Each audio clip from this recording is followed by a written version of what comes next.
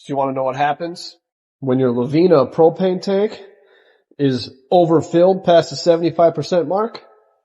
Let me show you.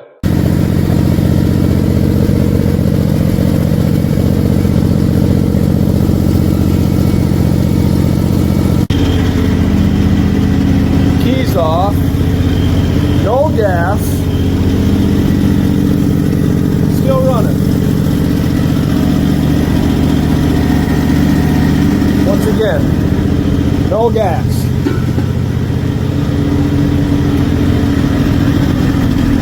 Key off. If that does happen to you, super easy fix. Take your propane tank off out to a well-ventilated area. And this little knob right here, turn that and it's going to spew out some propane. Just like that. So what that white stuff was liquid propane. These grinders are designed to run off of vapor, not liquid propane. So what that grinder was doing when it was running with literally no tank hooked up is liquid propane got in the lines and the engine was running way too rich. So bleed off your tanks, make sure they're 75% or less, shouldn't have any problems. Happy grinding.